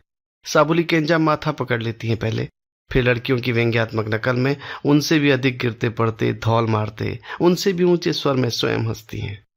ये उनकी फटकार की भूमिका है। हंस रही हैं सब। ही। मैं निमोनिया से मर जाऊंगा, ये तब भी हंसेंगी। मैं तो इनके लिए हूं ही हास्यास्पद। वहां यूनिवर्सिटी ऑफ कैलिफोर्निया वाले इन लोगों पर बनाई गई मेरी डॉक्यूमेंट्री देखकर आंखें भर ला रहे हैं, और ये मेरी दुर्गति पर हंस रही है। घर का जोगी बना रखा है। नायक चीखता है, फिर हंसी सुनाई देती है। नायक चीखता है, शट अप यू फूल्स। सामने की पहाड़ी से प्रतिध्वनि आती है, फूल्स। फिर तारों भरे आकाश की ओर मुंह करके वो चीखता है, शट अप यू फूल्स। और इस बार जो प्रतिध्वनि सुनता है वो निश्चय ही उसकी कल्पना की उपज है। अरे भाई, तुम हल्ला क्यों कर रहे हो? दरवाजा खोलकर पूछती है साबुली केंजा। सो क्यों नहीं जाते? बिस्तर नहीं है। बिस्तर लाते फिर। यहां गणानाथ में किसके भरोसे आ रहे थे? जंगल ठहराए? नायक निरुत्तर है। नायिका कहती है, नाम क्यों नहीं लेता उस भूतनी का जिसने तुझे बुला रखा? लड़कियां हंसती हैं। नायक चिढ़कर कहता है, तू मत बोल कुछ। साबुली केंजा कहती है, तुम्हें कंबल चौकीदार ने दे रखा होगा, उसे ओढ़कर सो रहो। पिस्सू हैं उसमें, काट रहे हैं। नायक का स्वर शिकायती है। काटेंगे नहीं तो जिलेम्बू करेंगे, देखो। नायिका कहती है। अब भभक उठता है नायक कि उतनी दूर से उसे बुलाया, इतना पैसा खर्च करवाया, और यहां पहुंचने पर चाय तक को नहीं पूछा। भूखे पेट नींद नहीं आ रही है। लड़कियां पहले हंसती हैं, फिर गंभीर होकर ध्यान से सुनती हैं। ये सब बाद में अड़ोस पड़ोस सबको सुनाना जो होगा। केवल नायिका हंसती रहती है। नायक का वृत्तांत पूरा हो जाने पर वो उठती है, अपना होलडॉल समेट कर उसे देती है, एक कागज में लिपटी हुई पूरियां और गुटके भी। कहती है, लाटा, तू मांग नहीं सकता था? नहीं, मुझे नहीं चाहिए। तू किस में सोएगी? मैं किसी भी लड़की के साथ सो रहूंगी। नहीं, मैं नहीं। क्या तू किसी लड़की के साथ सो रहेगा? लड़कियां हंसती हैं। साबुली केंजा बिस्तर और पूरियां बाहर करके कुंडी लगा देती है। नायक बहुत देर तक दरवाजे पर रखी उन चीजों को देखता है, फिर उन्हें उठाकर चौकीदार वाले कमरे में चला जाता है। पूरियां खाते हुए अनंतर उसके बिस्तर में उसकी कंध से लिपट कर सोते हुए वो बुदबुदाता है, शट अप यू फूल्स। और अनुगूंज इस बार उसके अंतर से आती है। नायिका अपनी हमजोली की रजाई में घुस जाती है और कहती है उससे कान में, कल फिर होगा भूत का कौतिक। और फिर उसे बाहों में भरकर सो जाती है। सब सो जाते हैं, जागता है केवल तारों ही तारों में हंसता हुआ आकाश। अगला दिन। आज बेबी ने भी सोमवार का व्रत रखा है। चर्चा का विषय है, बेबी से तो कभी व्रत नहीं रखा जाता। लड़कियां चिढ़ा रही हैं। बेबी ने अपने होने वाले पति के लिए व्रत रखा है। बेबी कोई उत्तर नहीं दे रही है। बेबी गंभीर है। बेबी पूजा का सामान बहुत पूछ पूछ कर थाल में सजा रही है। बेबी आटे के दिए बना रही है। बना लड़कियों के अनुसार अपने जैसे ही रही है। जो हो, किसी की सहायता लेने को तैयार नहीं है वो। बेबी इन दियों को थाली में चिपका रही है, एक दूसरे से आटे की पट्टियों से जोड़ रही है। उसमें घी भर रही है, बाती लगा रही है। उसे बताया गया है कि आटे के दियों की ऐसी थाल सेली शादी में सजाई जाती है, यहाँ की पूजा के लिए नहीं, लेकिन उसकी जिद है, वो सजाएगी। आज बेबी पूजा करने वाली है। चर्चा का विषय है। कोरी चाय पीकर डीडी बहुत दुखी है। इन लोगों के साथ व्यर्थ ही उसे भी व्रत करना पड़ रहा है। हरारत भी है उसे, सारा बदन दुख रहा है। भाई मेरे लिए कुछ बना दो, कहा है दो एक बार उसने, लेकिन चौकीदार और उदय सिंह दोनों को बेबी का आदेश है, भूत को कुछ मत दो खाने को, वो भी व्रत रखेगा। यहां दूर दूर तक कोई चाय की दुकान तक नहीं कि किसी गई गुजरी कंपनी के बिस्कुट ही जाकर खा ले। नहीं जानती बेबी कि डीडी इस सब से अपमानित अनुभव कर रहा है। वो वहां खड़ा है मुंह फुलाए हुए। बेबी यहां मुस्कुरा रही है, चंदन खिसते खिसते। बहुत होली चंदन खिसाई, जाओ उसे मनाओ, अतिथि है तुम्हारा। तर्जनी पर लगा चंदन थाली की कोर पर पहुंचते हुए कहती है वो, भूत ओ भूत, वहां मुंह फुलाए कलकट्टू सा क्या खड़ा हो रहा है? एकलकट्टू मतलब अकेला अकेला रहने वाला। उसने अब अपनी पीठ दे दी है तुम्हें। वो नीचे लोमियों के गांव की तरफ देखने लगा है। जानती हो, अपने जीवन के पहले 10 वर्ष उसने ऐसे ही गांवों में काटे हैं। जानती हो, वो बहुत नाराज है तुम शहर वालों से। तुम खुद उठकर आ गई हो उसके पास। उस कद्दावर की दृष्टि से दृष्टि मिलाने के लिए तुम झुका रही हो गर्दन पीछे को, और जाड़ों का सूरज किरणें गूंथ रहा है तुम्हारी वीणी में। भूतो ओ भूतो, तुम कह रही हो ऐसे जैसे यही संसार का सबसे लाड़ भरा संबोधन हो। मुझे भूत मत कहो। अच्छा, जो पीछे लग जाए वो भूत नहीं हुआ? कौन लगा पीछे? वही जो बंबई से यहां आ रहा। किसी ने बुला रखा था क्या उसे? किसी ने बुला ही रखा होगा। किसी ने ना, मैंने तो नहीं। मैं क्यों बुलाती? देखो, मैं तो वो ठहरी, वो संस्कृत में क्या कहते हो, वाक वाक। वाक वाक कुछ नहीं होता। वाक वाक तो पहाड़ी लोग उल्टी करने को कहते हैं। नहीं होता। तू जैसे मेरे बाबू से ज्यादा संस्कृत जानता है ना। होता है वाक वाक। वो क्या कहते हैं, वो जिस लड़की की शादी ठहर जाए उससे। वागदत्ता। मिस वागदत्ता ठहरी में। मिस वागदत्ता बुलाती है किसको? बुलाए भी तो आते हैं क्या मिलने? आएगा तो भूत ही कहा जाएगा भाई। मैं तेरा भाई नहीं हूं। वही तो, तू मेरा भाई नहीं, मैं तेरी बहन नहीं। फिर हम क्या होते होंगे एक दूसरे के? वो अब तुमसे दृष्टि मिलाता है और कुछ इस तरह मुस्कुराता है जैसे बड़ा भारी एहसान कर रहा हो। तुम देख रही हो कि सब तुम्हें देख रहे हैं। तुम चाहती हो कि ये दृश्य इन दर्शकों के लिए स्मरणीय रहे। तुम पूछती हो, तूने नहाया नहीं बामण भूत? वो कहता है, नहीं, मुझे हरारत है, मैं नहाऊंगा नहीं सुबह सुबह। अच्छा, मंदिर बिना नहाए जाएगा? मैं मंदिर नहीं जाऊंगा, आराम से सोऊंगा। मंदिर तो वो जरूर जाएगा जो बेबी का भाई नहीं है। उदय सिंह, भूत को बाल्टी में गर्म पानी दो। और सुन भूत, तेरे अंग पर जने हुए कि नहीं? नहीं है तो नहाकर बनियान मत पहनना, शॉल ओढ़कर धोती पहनकर आना मेरे पास। लड़कियों, तुम कोई भूत को शॉल और धोती दो तो। और सुन भूत, कंघी करके मत आना, मैं बनाऊंगी तेरे बाल। तू क्या अप्पा बनाता है, देवानंद जैसे। भूत बहुत गुस्सा है। तू कौन होती है हुक्म चलाने वाली? मैं? सुनो री लड़कियों, मुझसे पूछ रहा ये बात बात पर बिदकता घोड़ा, मैं इसकी कौन ठहरी? घोड़े, मैं तेरी जीन ठहरी, और ये तूने ही कहा ठहरा, मैंने नहीं। वो तुम्हें देख रहा है अपलक। जीन, तुम दोहराती हो। जीन सिमंस, वो कहता है, और इस तरह देखता है तुम्हें जैसे तुम बेबी नहीं, उसकी साकार कल्पना हो। जीन सिमंस, तुम कहती हो, ओह यस, आई सिंग इंग्लिश गाना। एक मुट्ठी में भरकर तुमने उठा लिया है साड़ी पेटीकोट को टखनों से। दिख रही है अब तुम्हारी पाजेब। तुम्हारी दूसरी हथेली पसरी है आकाश की ओर। तुमने गर्दन पीछे को झुका रखी है, होंठों को अंडाकार बना रही हो, आंखें गोल गोल घुमा रही हो और गा रही हो इंग्लिश गाना, जिसमें दो ही शब्द हैं, हाय और हुई। तुम ऐसे ही खड़ी रहो धूप में, खिलखिलाती किशोरियों के मध्य। और टीडी गर्म पानी से क्या, बर्फ के पानी से नहा आएगा जीन सिमंस। वो आया है नहाकर, जनाना शॉल ओढ़कर, जनाना धोती मर्दाने ढंग से पहनकर, आदेशानुसार। तुम अपने ब्लाउज में खुसा हुआ रुमाल निकालती हो, खोलती हो उसे। ये वो जनेऊ है जो तुमने चुराया है पूजा कक्ष में रखी अपने पिता की पिटारी से। पहन, तुम कहती हो। मुंह क्या देख रहा, पहन मंत्र पढ़कर। वो जनेऊ के धागों को फैलाता है ठीक से दोनों पंजों पर, फिर यज्ञोपवीत परमम पवित्रम उचार कर धारण करता है उसे। दो आखिर संध्या भी कर, तुम आदेश देती हो।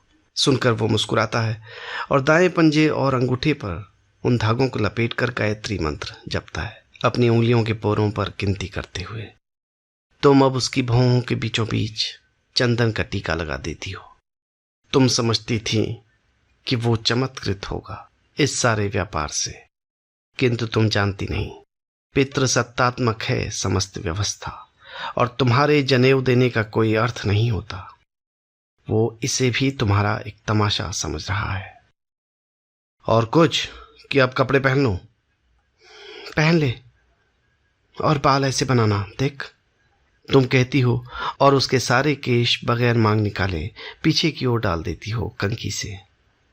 वो कलगी जैसी मत निकालना मुर्गे। साबुली केंजा कहती हैं कि कौतिक पूरा हो गया हो तो अब चले मंदिर, किंतु कौतिक पूरा कहाँ हुआ है। मंदिर तक सारे रास्ते साबुली केंजा उन पर सख्त नजर रखती हैं। वो आगे पीछे जाने की कोशिश करते हैं पर सफल नहीं हो पाते। कई कई टुकड़ों में होती है नायक को बेचैन कर जाने वाली एक बातचीत, कभी पीछे रहकर कभी आगे लपक कर की गई बातचीत। तेरी शादी तय हो गई, बताया नहीं? बताने ही तो बुलाया है। किससे हो रही तेरी शादी? यही तो निश्चय नहीं हो रहा अभी। क्या मतलब तेरा, निश्चय नहीं हो रहा? मुझे ही बताना हुआ, मुझे ही समझाना हुआ। लड़के का कुछ नाम धाम तो होगा? हाँ, एक का नाम नीलांबर है, डॉक्टर है, तिलकपुर का है। एक का नाम मतलब? एक का नाम मतलब एक का नाम। एक का नाम मतलब एक का नाम? तेरी कई कई शादियां हो रही है क्या? देख तो ऐसे ही रहा। अच्छा, कैसा है वो डॉक्टर? बहुत अच्छा। तूने देख रखा है? आंखें खोल कर देख रखा है। कब, कहाँ देखा? जब जब आंखें खोली। आंखें खोलकर ही देखना हुआ। आंख बंद करके? छी, आंख बंद करना गंदी बात, लड़कियां नहीं करती। वो आंख मारना होता है। आता है? क्या? आंख मारना ऐसे? मजाक मत कर, सीरियसली बता, वो कैसा है डॉक्टर नीलांबर? सीरियसली तो बहुत अच्छा ठहरा हो, ठोक बजा कर देखा ठहरा मेरे घर वालों का, रेडीमेड हुआ वो किसी के लायक। एक तो उससे हो रही तेरी शादी, और सभी अभी थोड़ी बता देना हुआ। मंदिर का मुख्य द्वार आ गया है और वार्तालाप में तीसरे स्वर ने प्रवेश किया है। साबुली केंजा पूछ रही हैं, क्या बक रहे हो अंट? एक तो उससे शादी हो रही, क्या हुआ ये पगलेट? वो ऐसा हुआ, एक तो मेरी शादी उससे हो रही और दूसरे भूत लग रहा ठहरा मेरे पीछे, बताती है बेबी। एक और मंदिर, कहता है डीडी अपने से, जिसका बचपन 2 प्रसिद्ध मंदिरों के नगर गंगुली हाट में बीता है। एक ऊब सी है उसके मन में अब इन मंदिरों के प्रति। घृणा भी उसने पैदा करनी चाहिए, पूरी तरह पैदा नहीं हो सकी है। उसकी स्मृति, उसके संस्कार का एक बहुत बड़ा अंश है मंदिर उसके लिए एक स्मारक है बेचारों की बेचारगी का। यहां उसके लिए शिव नहीं, शिवो यानी शिव रे शिव प्रतिष्ठित है। वही 2-4 लगे दम मिटे गम साधु, कई देहाती लोग, चंद मनौती माने शहरी। वही एक प्राचीन भव्य मूर्ति उपेक्षित पड़ी हुई, काल की काई से मड़ी हुई। उस पर कभी कभी किसी श्रद्धालु द्वारा कंठाक्षत का विलेपन। मूर्ति जिसे अवसर मिलने पर कोई विदेशी संग्रहालयों में बेचने के लिए चुरा ले जाएगा। एक अपेक्षाकृत बहुत नया शिवलिंग, चट्टान से आता जल शिवलिंग का निरंतर अभिषेक कर रहा है। कुछ पुजारी, कुछ सिक्के, चढ़ावा। चट्टान में एक छिद्र जिसमें अनाज भरने की प्रथा है। यहाँ लड़कियां शिवार्चन कर रही हैं। कितनी सारी हिमालय पुत्रियां, पार्वतियां। वो सुन रहा है अष्टोत्तर। ओम शिवाय नमः, ओम महेश्वराय नमः, ओम पिनाकिने नमः, ओम शशिशेखराय नमः, ओम वसुदेवाय नमः, ओम विरूपाक्षाय नमः। खुद भी पढ़ रहा है, साथ ही साथ होठों होठों से ओम अव्यक्ताय नमः, ओम तारकाय नमः, ओम हराय नमः, ओम सहस्रपदे नमः, ओम श्री सांब सदाशिवाय नमः। नीराजनम, जयदेव, महादेव, जयशंकर, शाश्वत। लड़कियां आरती कर रही हैं। जय सर्व गुणातीत, जय सर्व वरप्रद, जय नित्य निराधार, जय विश्वम्भराव्य। वो नहीं जाता आरती करने, वो आती है आरती की थाल लेकर उसके पास और कौतिकों का कौतिक उसके सामने घुमा देती है थाली। सर्वसस्य समृद्धिश्च भूयात् सुखमयादिशः अंतस्तेजो बहिस्तेजः एकीकृत्यामित प्रभो आरार्तिकमिदं देवगृहाण मम सिद्धे। वो सुनता है, कुछ मुस्कुराते हुए, कुछ भुनभुनाते हुए। ज्योति पर 3 बार फेरता है हथेली, 3 बार लगाता है माथे से। साबुली केंजा कहती हैं, अरे कौतिक मत करो, पूजा के समय मजाक अच्छा नहीं। सिर पर पल्ला खींचकर, बद्ध करों में पुष्प लेकर नायिका अप्रार्थना कर रही है। तुम्हें मालूम नहीं साबुली केंजा, मजाक ही उसकी पूजा है, मजाक ही उसकी प्रार्थना है। कुछ और ही है अर्थ उसके लिए हर शब्द का। शिवो गुरुः शिवो देवः शिवो बंधु शरीरिणम, शिवो आत्मा शिवो जीवः शिवादन्यन किंचन। और अगर जो नायिका माने ले रही है वो अपराध है शिव के प्रति, तो शिव की क्षमा में पूरी आस्था है नायिका को। दासोयमिति मां मत्वा क्षमस्व परमेश्वर। कोई संशय नहीं है उसे इस विषय में। वयम धन्या वयम धन्या वयम धन्या जगतपते, शिवे भक्ति शिवे भक्ति शिवे भक्तिर्भवे भवे, सदा भूयात् सदा भूयात् सदा भूयान्न संशय। जो कोई भी दिखेगा उस परम लाटे सा, उस चरम हास्यास्पद सा, उसे ही तो शिव मानूंगी। यही तो लिख रखा, शिव तत्वम न जानामि कीदृशोऽसि महेश्वर, यादृशोऽसि महादेव तादृशाय नमो नमः। नायिका को इस धृष्टता के लिए कोसने से पहले सुधीजन किंचित विचार इस स्थापना का करें कि प्रेम एक नया धर्म, प्रेमी एक नया देवता होता है। चाहे तो इस ओर भी ध्यान दें कि देवताओं को विफल होने की कुटैव सी है, विशेषतया प्रेमी देवता को। सुन रहे हो तुम स्तुतियां नायक, किंतु आदत से लाचार तुम्हें उदासी ही सुनाई पड़ रही है। तुम इसमें सुनते हो अपने घर के जोगी पिता को, जिसे तुमने देखा नहीं, जिसके बारे में सुना बहुत है। तुम कल्पना करते हो उस लंबे तड़ंगे आदमी की जिसने कभी कोई धंधा रोजगार नहीं किया। कल्पना में तुम उसे एक मैली सी धोती पहने देखते हो। आंखें बाहर निकल आने तक गांजे की वैसी ही दम लगाते देखते हो जैसे यहां गणानाथ मंदिर के प्रांगण में ये साधु लगा रहे हैं। तुम सुनते हो उसे सर्वोच्च ज्ञान की बातें करते हुए, तुम सुनते हो उसे सिद्ध मंत्र उचारते हुए, और तुम सुनते हो किसी मूल नक्षत्र में तुम्हें गर्भ से अलग कर देने के लिए कराती हुई एक क्षय रोगिणी को। और अब तुम सुन रहे हो पंचाक्षर। लड़कियां नहीं गा रही हैं, वो गा रहा है, तुम्हारा अनदेखा पिता। सुनते हैं बहुत ही भारी करुणाद्र था उसका कंठ, खुद रो पड़ता था, दूसरों को रुला देता था। वो गा रहा है अब तुम्हारे ही कंठ से। नागेंद्र हाराय त्रिलोचनाय भस्मांग रागाय महेश्वराय नित्याय शुद्धाय दिगंबराय तस्मै नकाराय नमः शिवाय। और तुम रोने रोने को हो आए हो, तेज तेज चलते हुए बाहर निकल आए हो मंदिर से। आंसू पीते हुए तुम बता रहे हो अपने को एक राज की बात। इस गू ने जन्म दिया मुझे, इस गू ने मुझे पाला पोसा, पर इस गू की सौगंध, मैं इस संसार को इस गू से मुक्ति दिलाऊंगा। अब भी सुनाई पड़ रही है वो सामुदायिक प्रार्थना, और उसमें तुम्हें हर कंठ अकेला अलग मालूम हो रहा है। ये अलग अलग अकेला अकेला, ये कायर कातर, ये यहां वहां कहां कहां टकराते रहने के लिए छोड़ दिया गया कण, ये जो भी है ये यही सार्वभौम गू है। तुम कहते हो, और जब उठाने बैठ ही गए थे सौगंध एक और उठा लेते हो। इस अकेलेपन की कसम, मैं इस अकेलेपन को मिटा कर रहूंगा मानव में। तन कर खड़े हो गए हो तुम कौन हो नायक, बता सकोगे? तुम कौन हो जो ये सब कर पाओगे? मैं, तुम कह रहे हो, मैं हूं, और मैं इतना निर्मम नहीं जो तुमसे पूछूं। सिद्ध पिता के सिद्ध पुत्र हो। वे आ गई हैं। नायिका के हाथ में पूजा का थाल है, प्रसाद का बतासा दे रही है वो तुम्हें। असीक रखना चाहती हैं तुम्हारे सिर पर। तुम झुके हो उसे ग्रहण करने, वो उचकी है पंजों पर। रख दी गई हैं तुम्हारे आज पीछे को सपाट बनाए गए बालों पर चंद अभिषिक्त पंखुड़ियां। रख दिया है अब उसने अपना हाथ तुम्हारे सिर पर, और आशीष दे रही है तुम्हें।